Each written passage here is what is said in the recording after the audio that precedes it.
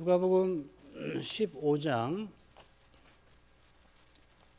11절부터 마지막까지 읽겠습니다.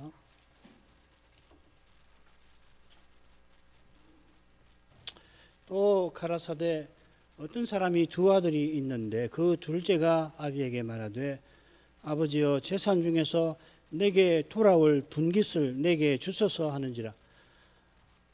아비가 그 살림을 각각 나누어 주었더니 그 며칠이 못되어 둘째 아들이 예물을 다 모아가지고 먼 나라에 가 거기서 허랑방탕하여 그 재산을 허비하더니 다 없이 한 후 그 나라에 크게 흉년이 들어 저가 비로소 궁핍한지라. 가서 그 나라 백성 중 하나에게 붙여 사니 그가 저를 들러 보내어 돼지를 치게 하였는데 저가 돼지 먹는 쥐엄 열매로 배를 채우고자 하되 주는 자가 없는지라. 이에 스스로 돌이켜 가로되 내 아버지에게는 양식이 풍족한 품꾼이 얼마나 많은고 나는 여기서 추려 죽는구나. 내가 일어나 아버지께 가서 이르기를 아버지여 내가 하늘과 아버지께 죄를 얻었사오니 지금부터는 아버지의 아들이라 일컬음을 감당치 못하겠나이다. 나를 품꾼의 하나로 보소서 하리라 하고 이에 일어나서 아버지께로 돌아가니라. 아직 상거가 먼데 아버지가 저를 보고 측은히 여겨 달려가 목을 안고 입을 맞추니 아들이 가로되 아버지여 내가 하늘과 아버지께 죄를 얻었사오니 지금부터는 아버지의 아들이라 일컬음을 감당치 못하겠나이다 하나 아버지는 종들에게 이르되 제일 좋은 옷을 내어다가 입히고 손에 가락지를 끼우고 발에 신을 신기라. 그리고 살진 송아지를 끌어다가 잡으라. 우리가 먹고 즐기자. 이 내 아들은 죽었다가 다시 살아났으며 내가 잃었다가 다시 얻었노라 하니 저희가 즐거워하더라. 맏아들은 밭에 있다가 돌아와 집에 가까웠을 때에 풍류와 춤추는 소리를 듣고 한 종을 불러 이 무슨 일인가 물은데 대답하되 당신의 동생이 돌아왔음에 당신의 아버지가 그의 건강한 몸을 다시 맞아들이게 됨을 인하여 살진 송아지를 잡았나이다 하니 저가 노하여 들어가기를 즐겨 아니하거늘 아버지가 나와서 구원한대 아버지께 대답하여 가로되 내가 여러 해 아버지를 섬겨 명을 어김이 없거늘 내게는 염소 새끼라도 주어 나와 내 벗으로 즐기게 하신 일이 없더니 아버지의 살림을 창기와 함께 먹어버린 이 아들이 돌아오매 이를 위하여 살찐 송아지를 잡으셨나이다. 아버지가 이르되 예 너는 항상 나와 함께 있으니 내 것이 다 네 것이로되 이 내 동생은 죽었다가 살았으며 내가 잃었다가 얻었기로 우리가 즐거워하고 기뻐하는 것이 마땅하다 하니라.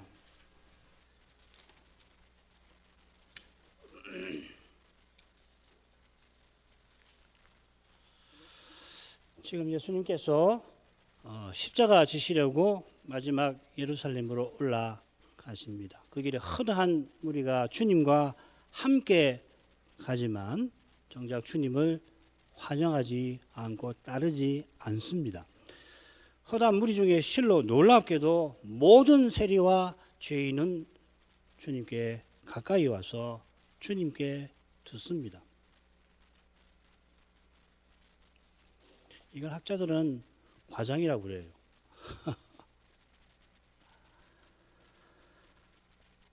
그런데 바리새인의 눈에는 주님께서 죄인을 영접하고 음식을 그들과 같이 드시는 그 악한 현실만 가득하죠. 마태나 삭개오의 경우처럼 세리들이 주님을 청하여 함께 식사했을 것 같은데 주님께서 청함받은 식사 자리에 주인처럼 이 세리들에게 말씀하셨던 것 같습니다. 부활 후에 엠마오 두 제자의 집으로 함께 가셨을 때에 그 식사하시면서도 그리하셨죠. 주님께서 제자들의 집에 손님으로 가셨는데 떡을 가지고 축사하셨습니다. 이어 떡을 떼어 주시니까 제자들이 눈이 밝아져서 주님인 줄 알았다 했습니다. 떡을 떼어주시는 거기서 주님께서 며칠 전 마지막 만찬에서 그리하셨던 것처럼 제자들을 섬기시는 그 독특한 모습이 드러났던 것입니다. 지금도 주님께서 세리와 죄인을 영접하실 때에 그런 모습을 나타내셨을 것입니다. 이 영접한다고 새긴 이 낱말, 이걸 조사해 보면은 혼인 잔치 비유에서 주인 오시는 것을 기다리는 종의 모습에 쓰입니다. 주님께서 주님 나라의 교제를 세리와 죄인들과 나누고 계신 것입니다. 그 교제에 당연히 주님의 말씀이 빠질 리가 없지요. 그런데 바리새인과 서기관들이 하나님 나라의 거룩한 교제는 전혀 보지를 못하고 주님이 죄인들과 한 통속이라고 비방한 것입니다. 이 비방이 예루살렘 입성 후에는 사악한 미움으로 마침내 잔인한 살인으로 심해질 것입니다. 그 죄로 예루살렘은 멸망을 피하지 못하는 것입니다. 이제 살필 유명한 이 비유는 소위 탕자의 비유는 이런 배경에서 살필만 합니다. 이 비유에서 탕자를 용서하시는 아버지의 모습이 아들을 아끼지 않고 내어주시는 성부의 사랑을 보여주는데 그 사랑은 십자가를 가리킵니다. 이게 지금 예루살렘 여행기 한가운데 있는 주제라고 그랬죠. 그죠? 예루살렘 멸망 십자가. 맏아들의 원망은 그저 편애에 대한 억울한 불만이 아니라 이 거룩한 사랑을 짓밟는 미움인 겁니다. 탕자의 비유는 누가복음 15장 마지막까지 이어집니다. 우리는 아래의 줄거리를 따라서 우선 이 비유의 절반을 생각하고자 합니다. 11절 12절 아버지의 재산을 요구하는 둘째 아들, 그리고 13절부터 20절 상반절까지는 추려 죽을 처지에 떨어져서 아버지께로 돌아가는 아들의 모습입니다.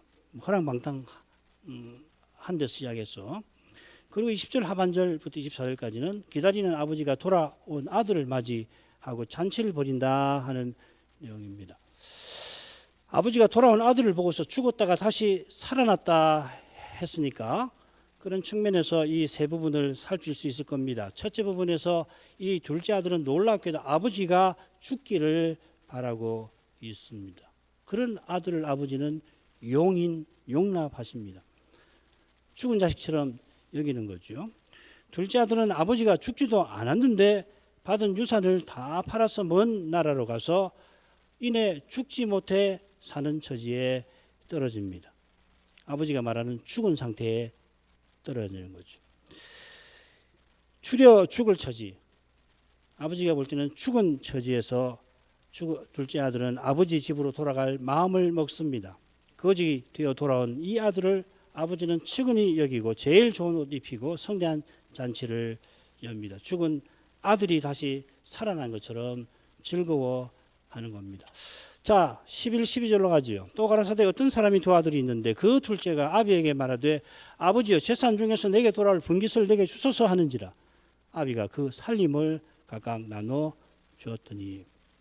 잃어버린 양의 비유하고 이 부분이 서로 짝을 이루는 것 같은데 거기 어떤 사람이 등장하고 여기도 어떤 사람이 등장하고 그에게 두 아들이 있다 하였습니다. 이 비유에서는 어떤 사람에게 두 아들이 있고 처음 양의 비유에서는 어떤 사람에게 100마리 양이 있습니다. 또 처음 비유에서는 너희 중 어떤 사람이라고 했는데 이번에는 그냥 어떤 사람이라고 했습니다. 왜 이런 차이가 있을까? 어떤 사람이 양 100마리가 있는데 그중에 한 마리를 잃는 일은 너희 중에 얼마든지 일어날 수 있는 일인데 반해서 두 아들이 있는 이 사람에게 일어난 일은 너희 중에 도무지 생각할 수 없는 일인 것과 붙어 있는 것 아닌가, 그렇게 저는 생각을 하게 되었습니다. 2절에 그런 일이 나와요. 그 둘째 아들이 이스라엘에서 심지어 근동 나라들에서도 우리나라도 마찬가지지요.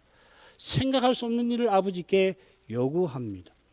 이 아들이 아버지에게 요구하는 것은 사실 아버지 빨리 죽기를 바라는, 그것도 간절히 바라는 겁니다. 둘째 아들은 아버지 재산 중 자기 몫을 달라고 요구합니다. 창세기 25장 보면 아브라함이 죽기 직전에 이삭에게 모든 소유를 주고 스아들에게도 재산을 떼어서 이 이삭을 떠나게 하는 장면이 나옵니다. 비유에 등장하는 아버지는 아직 정정한 분인데 둘째 아들은 자기 몫을 챙길 욕심에 사로잡혀 있습니다. 그 욕심에 휩싸여서 아버지가 얼른 죽기를 바라는 그런 지경에 떨어졌습니다. 롯가 말한 안으로 구부러진 존재입니다. 이런 사람은 아버지만 아니라 하늘 아버지도 자기 욕심의 수단으로 여길 뿐입니다.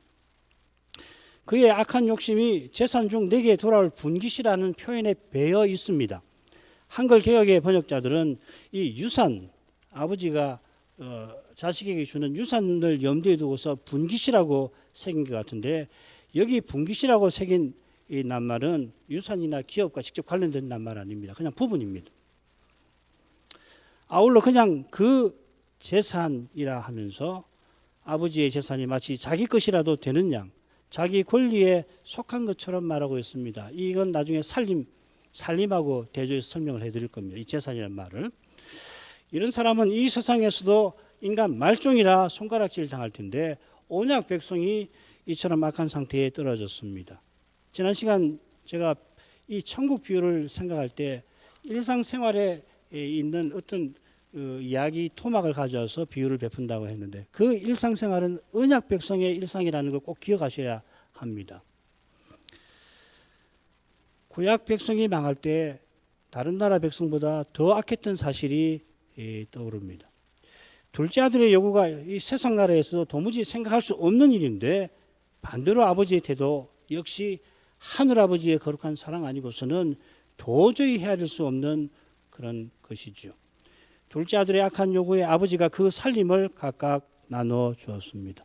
이건 아버지가 두 아들에게 앞으로 자기가 죽으면 상속할 그 재산의 소유권을 미리 나누어 주었다 하는 겁니다.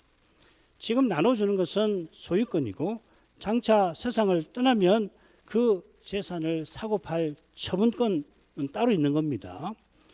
그 탕자의 비유 끝에 보면은 31절에 보면 아버지가 큰아들에게 뭐라고 그러냐면 내 것이 다 네 것이로 돼 하였죠. 이 재산의 소유권은 이미 나눠줬으니까 지금 있는 이 재산은 네 것이다. 그런데 작은 아들에게 재산 일부를 주고 나머지는 큰 아들에게 주었기 때문에 내 것인데, 그러나 아버지가 그 재산을 마음대로 처분해서 뭐 아들에게 상의하지 않지 않습니까? 돌아온 작은 아들 위한 잔치에 그 돈을 얼마든지 처분한 거란 말이죠. 작은 아들은 재산이라고 말하지만 아버지는 살림을 나눠 주었습니다. 이 살림이라고 하는 표현이 누가복음 그 마지막 주간에 보면 가난한 과부가 전부 헌상한 생활비하고 똑같은 말입니다. 비오스라는 말입니다. 우리 학생들 위해서 이 생물학을 바이올로지라고 하지 않습니까? 여기서 나온 거예요. 비오스, 바이올로지. 같은 낱말이 씨 뿌리는 비유에서는 가시덤불에 뿌려진 씨의 해설에서 이생의 염려라, 이생이라고 새겨져 있습니다. 사람이라면 이 염려에서 하루도 벗어나지 못할 만큼 이생, 이 삶이라고 하는 것은 우리에게 중요합니다. 그렇다고 비유의 아버지가 이생의 염려에서 벗어나려고 알뜰살뜰 재산을 모았다, 그런 뜻은 아닙니다. 과부가 생활비 전부를 헌상한 그러한 태도로 비유의 아버지는 틀림없이 우리가 충분히 짐작할 수 있듯이 생명을 쏟아 기업을 일구어서 언약을 이루고 나갈 수단을 착실히 모았던 것 같습니다. 피땀 흘려 모은 것일 뿐 아니라 생명의 보람을 거두는 데 사용할, 소위 언약의 사명을 이루는 데 사용할 수단인 것입니다. 같은 표현이 12의 혈루증 앓았던 여인에게도 쓰이는데, 천연과도 같은 병에서 벗어나려고 모든 살림을 의원들에게 허비했다, 이렇게 되어 있죠. 게다가 작은 아들이 그 고귀한 것을 다 팔아 허비할 수 있을 만큼 그 양이 상당했던 것 같습니다. 그런데 작은 아들은 그런 살림을 재산이라, 이 우시아라는 말인데 이게 뭐냐면 있다라는 말입니다. 그저 있는 것이라 그렇게 불렀어요. 아버지에게 그냥 그저 있는 겁니다. 아버지에게 그저 있는 그거 내게 내 몫이 있는데 그거 주시오, 이 말.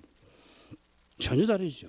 이런 막대먹은 자식에게 아버지는 아까워 아니하고 나누어 줍니다. 율법에 따르면 이 맏아들이 이 재산을 나눌 때 두 몫을 받으니까 아들이 하나 더 있는 이 둘째 아들 작은 아들은 3분의 1을 받게 됩니다만은 지금 말하는 태도나 마음 심보를 보면 많이 얻으려고 아버지에게 강짜도 서슴지 않았는지 모를 일입니다. 두 번째로 가죠. 셋으로 나눠 보십시다. 작은 아들이 모든 재산을 탕진합니다. 그러다가 기근을 만나 가지고서 이 돼지보다 못한 처지에 떨어집니다. 그리고 죄를 깨닫고 아버지께 돌아갈 마음을 품는 이 대목 13절, 14절부터 16절, 17절부터 19절 이 셋으로 나눠보죠. 아버지가 이 잃었던 아들을 다시 찾게 되는 그 아들이 죽었다가 다시 살아나는 과정에 해당될 겁니다. 13절로 가겠습니다. 그 후 며칠이 못 되어 둘째 아들이 재산을 다 모아가지고 먼 나라에 가 거기서 허랑방탕하여 그 재산을 허비하더니 이 며칠이 못 되어라고 이 번역을 했는데 이렇게 해놓으면은 하루 이틀 정도 지났나 이런 느낌이 드실 것 같은데 그런 건 아닙니다. 많은 날이 지나지 않아서 이렇게 되어 있습니다. 이 며칠 못 되어 하니까 이 하루 이틀 며칠 한 3일 지나서 이 재산을 팔아버렸다는 말인가? 그건 아니에요. 왜냐하면 이 작은 아들이 재산을 팔아서 목돈 마련하는 것이 녹록치 않습니다. 간단한 일이 아닙니다. 농부 아니에요, 아버지가. 그래서 작은 아들에게 물려준 재산은 쉽게 사고 팔 수 있는 게 아닙니다. 그런데 둘째 아들은 욕망에 불타올라서 손해를 감수하고서라도 속히 물려받은 재산을 팔아치우려 했습니다. 통상적 경우와 달리 많은 날이 지나지 않아서 통상적으로 많은 날이 들 텐데 아들은 원하는 바를 이루었습니다. 바울 사도는 이것을 가리켜서 죄로 죽은 상태라고 합니다. 에베소서 2장 3절 전에는 우리도 다 그 가운데서 우리 육체의 욕심을 따라 지내며 마음과 육체와 마음에 원하는 것을 하여 다른 이들과 같이 본질상 진노의 자녀이었더니 육체의 욕심을 따라 육체와 마음이 원하는 것을 하는 이것을 죄와 허물로 죽은 상태라 하는 겁니다. 이 육체는 이 타락한 사람이 얼마나 부패했는지를 보여주기 위해서 바울 사도가 창세기 6장 3절에서 끌어온 표현입니다. 마음의 생각이 죄로 가득한 사람의 마음의 생각의 모든 계획이 항상 악할 뿐인 상태입니다. 육체의 욕심이 비유의 작은 아들처럼 아버지의 재산을 탐내는 것만은 아닙니다. 바울이 자기의 의를 이루려고 그리스도를 대적했던 것도 역시 육체에 속하는 겁니다. 여기 중요한 낱말이 에베소서 2장 3절에서 중요한 낱말이 우리입니다. 에베소서 2장 1, 2절에는 너희가 나오죠. 3절에 우리는 유대인인데 다른 이들, 즉 너희 이방인들과 똑같이 본질상 진노의 자녀였다 합니다. 비유에서 작은 아들도 큰 아들도 똑같이 육체의 욕심을 따라 행합니다. 사람의 눈에 작은 아들은 몹쓸 자식이고 큰 아들은 훌륭하진 않지만 그리 나쁘지 않은 자식처럼 비칠지 모릅니다. 그의 말을 그대로 새기면. 그러나 이스라엘 집에 잃어버린 양에게 보냄받으신 주님께서 찾아내신 양은 둘째 아들이지 큰 아들이 아닙니다. 작은 아들은 재산을 다 모아서는 먼 나라에 갑니다. 이 표현을 조사해 보면 유대의 귀족이 로마에 가서 왕이 받아오는 데 쓰입니다. 작은 아들이 찾아갔던 먼 나라가 어딘지 확실치 않은데 다음 부분에 가면 돼지치는 곳이고 거지를 돼지보다 못하게 대하는 곳입니다. 주님의 여러 비유에서 주인이 타국에 가서 중요한 용모를 보는데 이 비유의 작은 아들은 그와 정반대로 행합니다. 주인이 타국에 가서 이 왕위를 받아오는 거 하나님 나라를 세우는 일을 그 나라를 경영하는데 쓰는 표현 아닙니까? 그것과 정반대되는 일을 하고 있는 겁니다. 그래서 똑같은 용어를 쓰는 거예요. 얼마나 이 둘째 아들이 이 형편없는가, 과연 죄로 죽은 상태인가를 이렇게 주님이 가르쳐 주시는 겁니다. 언약의 땅을 벗어나서 죄로 죽은 땅에 갑니다. 이것이 룻기 처음에 나오는 배경이기도 하죠. 나오미의 남편 엘리멜렉이 기근이 들자 먹고 살려고 기업의 땅을 팔아치우고는 모압 땅에 갑니다. 얼른 봐서 작은 아들과 다른 것 같습니다만은 결국은 같은 거죠. 거기서 엘리멜렉도 죽고 두 아들 말론, 기련도 죽습니다. 나오미가 룻과 함께 언약의 땅에 돌아옵니다. 흥미롭게도 나오미만 아니라 룻도 돌아온 사람이라고 부릅니다. 룻은 모압 사람인데 언약의 땅에 나오미와 함께 온 게 아니라 돌아왔습니다. 회개를 가리키는 거죠. 작은 아들은 먹고 살려고 모압에 간 엘리멜렉처럼 결국 먹기를 탐하는 욕심에 먼 나라에 간 겁니다. 바리새인들이 주님을 변화할 때 쓴 표현이죠. 작은 아들은 육체와 마음이 원하는 대로 거기 가서 허랑방탕하여 그 재산을 허비하였습니다. 그의 재산이라는 표현은 아버지가 평생 피땀 흘려 모은 것을 작은 아들이 자기에게 그저 있는 것으로 여기는 태도를 잘 드러내고 있습니다. 그저 생긴 것이라 그랬는지 허비합니다. 이것은 작은 아들이 물쓰듯 돈을 썼다 하는 겁니다. 이 사용된 표현은 흩어버린다 하는 표현인데 뜻인데 그가 돈을 내키는 대로 30절 보면 창기들에게 그냥 마음 내키는 대로 돈 많으니까 에이 선신 쓴다 하고서 받아 먹으라 하고 던지는 걸 뿌린 것을 암시합니다. 아버지에게 물려받은 것을 악착같이 모아다가는 허망하게 흩어버렸습니다. 모은다, 흩어버린다. 이 두 동사는 요한복음 11장 52절에 이렇게 나와요. 흩어진 하나님의 자녀를 모아 하나 되게 하시는 그리스도의 죽음에 이 동사가 쓰입니다. 누가가 이 두 동사를 염두에 두고 썼는지는 잘 모르겠습니다만은 작은 아들의 악행은 우리 주님의 선행과 극과 극으로 대조되고 있는 것입니다. 주님과 함께 식사하는 세리들이 로마 제국의 죽은 노릇을 하고 있었는데 바리새인의 눈에는 그들이야말로 언약 백성을 등쳐먹고 얻은 재물로 호의호식하는 죄인, 상죄인인 것입니다. 이방 죄인과 한통속인 죄인들인 것입니다. 그가 재산을 허비한 삶을 허랑방탕이라 표현합니다. 비유의 작은 아들은 아마 주색에 빠져서 재산을 물쓰듯 했는데 이 낱말을 내는 구제불능이라는 뜻이 담겨 있어요. 허랑방탕이란 말 안에 구제불능이라는 뜻이 담겨 있습니다. 이런 표현들이 굉장히 의미심장한 거죠. 이 구제불능한 걸 불능한 죄인을 하나님이 구제해 주시는 거죠. 거룩한 사랑으로. 자, 14절로 16절로 가죠. 다 없이 한 후 그 나라에 크게 흉년이 들어 저가 비로소 궁핍한지라. 가서 그 나라 백성 중 하나에게 붙여 사니 그가 저를 들러 보내어 돼지를 치게 하였는데 저가 돼지 먹는 쥐염 열매로 배를 채우고자 하되 주는 자가 없는지라. 유산을 다 모아가지고서는 마침내 다 없이 해버립니다. 유출병 여인은 부정에서 벗어나려고 은에게 자기에게 있는 것 살림 다 허비하였습니다마는 작은 아들은 똑같은 한 말입니다. 작은 아들은 언약 백성답게 살라고 주신 것을 다 없이 하기까지 부정한 상태에서 죄로 죽은 상태에서 곤두박질하고 있습니다. 재산을 다 털어먹은 후 바로 그때에 사람의 눈에는 희한하게 그 나라에 큰 흉년이 들었습니다. 이걸 사람의 눈에는 우연이라고 우연으로 비치지만 이런 게 필연 같은 거죠. 큰 흉년이라 했는데 혹독한 기근이라고 되어 있습니다. 영어에 보시면은 strong이라고 번역이 되어 있을 겁니다.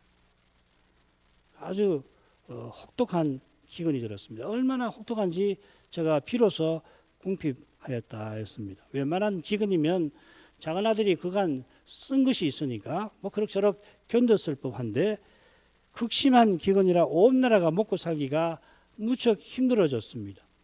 이런 때는 친척도 선뜻 자기 먹을 것을 나눠주기 어려운 처지가 되니까 작은 아들은 궁핍한 처지에 내몰리기 시작했습니다. 시작했다는 말이었습니다. 이게 전부가 아니고 이제 그야말로 궁핍을 제대로 맛보기 시작했다. 전혀 아쉬운 것 없이 살던 마음대로 먹고 마시던 그가 갑자기 먹고 살기 힘들더니 어렵더니 곧 전혀 먹을 것 없는 신세가 되고 만 겁니다. 먹고는 살아야 되니까 그 나라의 백성 중 하나에게 가서 붙여 살았다 했습니다. 이게 참 좋은 번역이에요. 많은 영역본은 고용되었다, 하이어라는 말이죠. 우리 청년들 그죠? 그렇게 고용되었다고 새기는데 지금 작은 아들 신세를 보면 이 고용이라는 말이 무색합니다. 이 사용된 이 낱말이 누가복음에 한 번 더 나와요. 어디 나오냐면 신발에 묻은 먼지에 쓰이는 말입니다. 과연 작은 아들은 그 나라 백성에게 귀찮고 성가신 존재가 되었습니다. 그러나 작은 아들이 돈 많을 때 가난하고 힘없는 사람을 대하는 그 태도가 지금 이 나라 백성이 보인 태도와 별반 다르지 않았을 겁니다. 그 나라 백성도 작은 아들이 자기 아버지와 가족과 나라에 행한 짓을 들었으면 고개를 절레절레, 앞에서는 돈을 쓰니까 받아줬겠지만 나중에 듣고 세상에 저런 말종이 다 있나 고개를 절레절레 가로저었을 겁니다. 다만 돈이 많으니까 응대하고 대접했을 뿐이지요.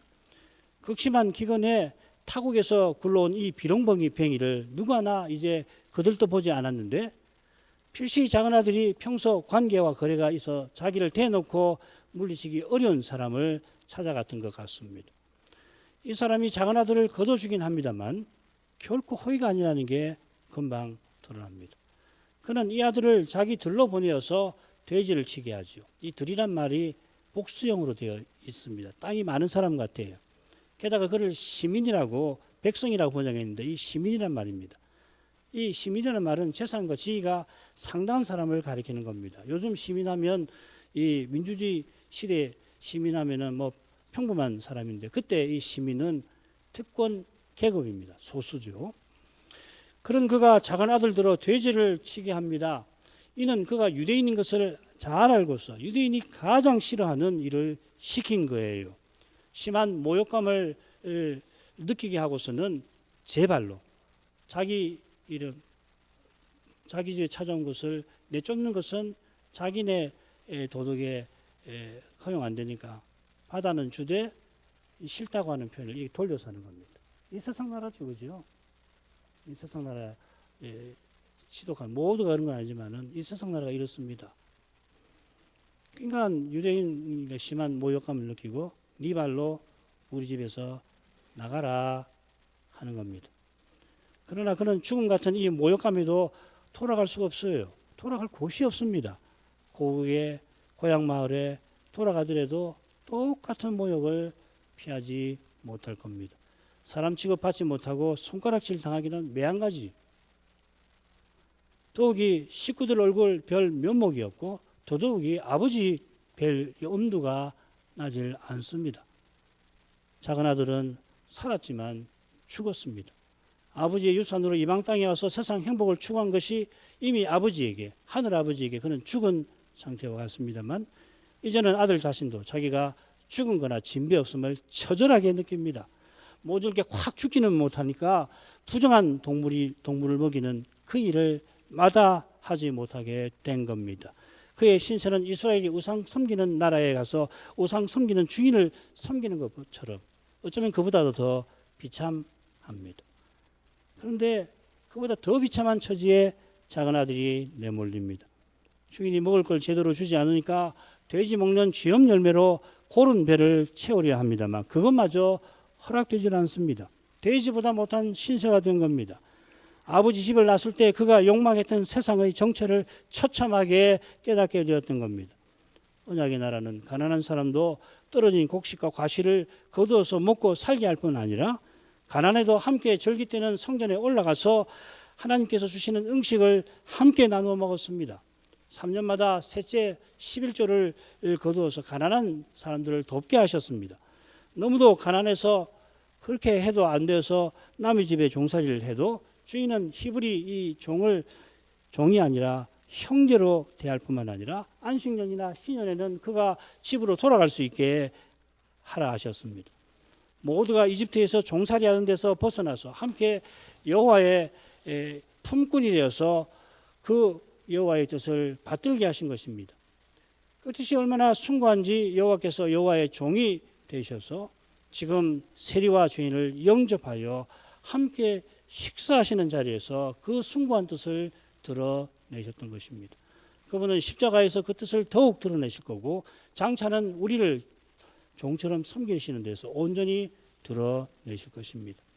이런 나라를 떠나서 작은 아들이 택한 세상 나라는 왕이 모든 사람을 종삼아 부리는 곳입니다. 자기 하나 살려고 남은 죽든 말든 상관치 아니하는, 특별히 전쟁이 나거나 기근이 들거나 전염병이 들 때 그렇죠.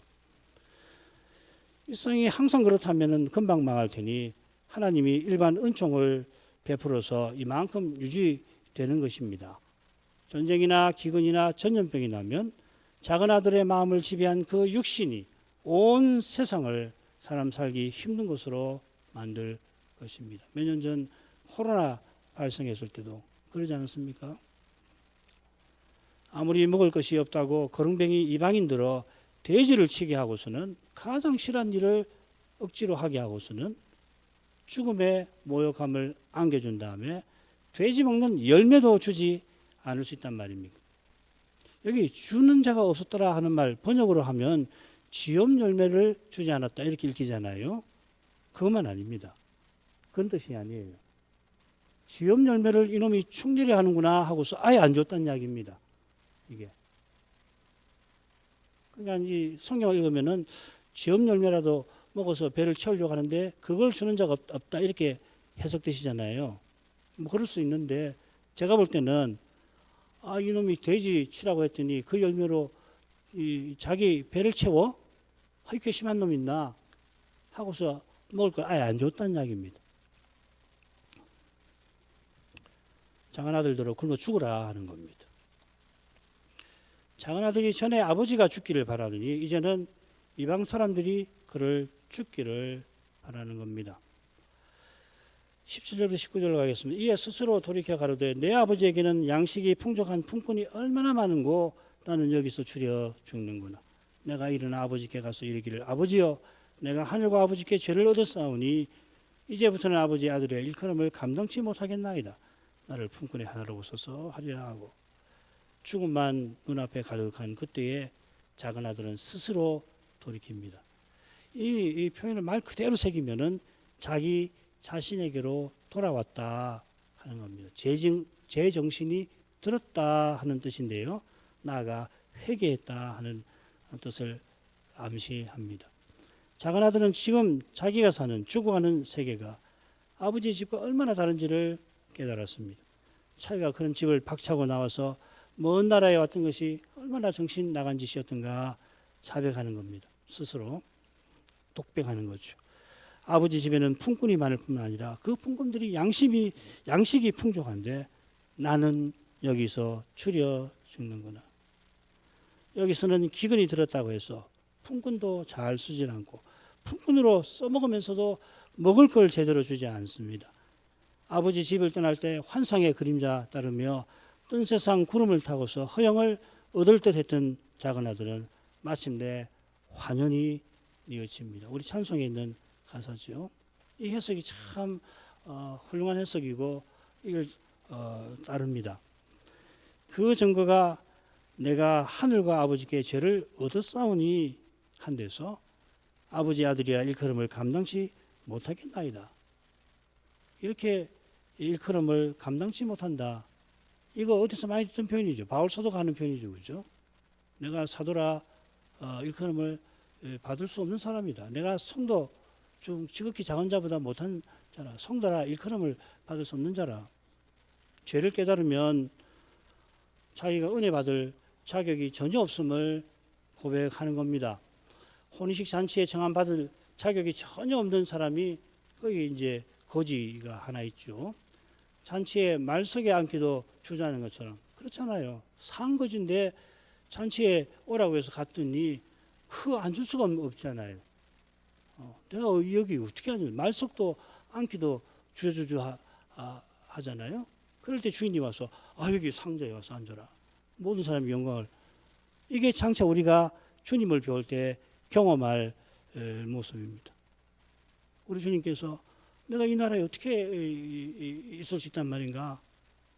내가 주님께 해드린 게 아무것도 없는데 아버지 나라를 상속하라. 말석에 앉아갖고 있는 우리를 데려다가 앉히고 주님이 우리를 섬기시겠다는 거 아니에요. 이게 하나님 나라, 우리가 지금 여기서부터 추구할 나라입니다. 우리가 교회로 모이는 이유가 교회로 존재한다는 목적이 거기 있는 거 아닌가 모르겠습니까? 이걸 포기하시면 안 됩니다. 맹소주의 되면 안 됩니다.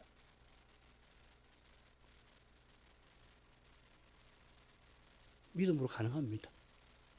믿음의 눈에만 보이기 때문에 실망스러울 수 있을 겁니다. 그러나 아닙니다. 내 눈에 보이는 현실 전부가 아니고 우리 주님은 온 세상에서 지금도 이 나라를 세우고 계시는 것을 꼭 믿으시길 바랍니다. 그 믿는 사람에게는 이 현실이 자기를 통해서 나타나게 하시는 겁니다.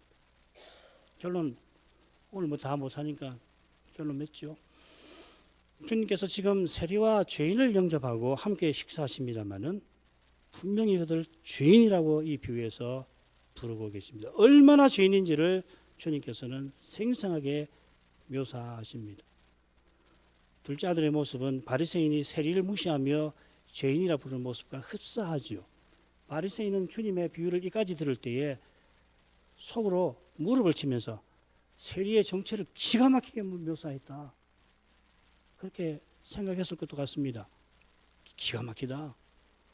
그러나 작은 아들이 제정신을 차리고 죄를 회개하는 대목에서는 바리새인은 분개했을 겁니다. 그들의 생각, 그들의 사상에는 이런 회개가 들을 자리가 없습니다. 우리가 믿는 개혁파 신학에 이런 자리 있습니까? 있죠. 있어야죠. 우리 신학에 없다면은, 고백하는 우리에게 없다면은 우리 신학의 문제 아닙니까? 우리의 마음에 이런 회개가 들었을 자격이 우리 자신 아니고 다른 사람에게 그런 자리를 내어주지 않는다면 우리가 회개해야 되는 거 맞지 않습니까? 참된 회개는 사람에게 불가능한 것입니다. 구제, 불능이라는 말 기억하시죠? 길 잃은 양이 집에 돌아오는 길이 선한 목자께서 찾아 나서시는 거기서 열리듯이 작은 아들이 돌이키는 것도 그가 감히 바라보지 못하는 하나님의 사랑에 있습니다. 이 사랑이 모든 세리와 죄인을 그때 주님께 가까이 나오도록 주님의 말씀을 듣도록 만들었습니다. 이 사랑은 하나님이 자기 아들을 아끼지 않고 내어주신 사랑입니다. 이 사랑을 떠나서는 사람이 구원 얻는, 내가 구원 얻는 길이 없습니다. 기도하겠습니다. 걸어가신 아버지, 바리새인과 서기관이 주님을 심히 비방하던 그때에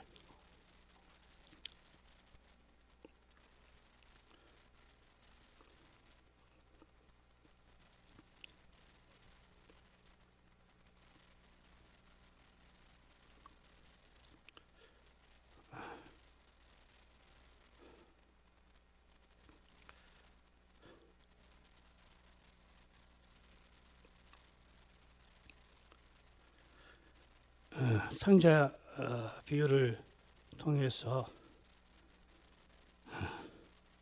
아버지 그 거룩한 사랑을 교훈해 주십니다.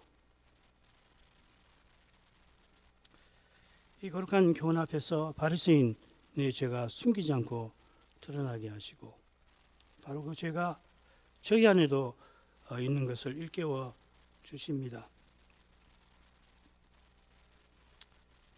이런 무서운 죄에도 불구하고 이 죄인을 구원하려고 사람 되시고 십자가 져주신 것을 잊지 않게 하셔서 바리새인처럼 내가 근본적으로 남과 다르며 내가 무엇을 잃을 수 있다는 착각에 떨어지지 않게 해주십시오.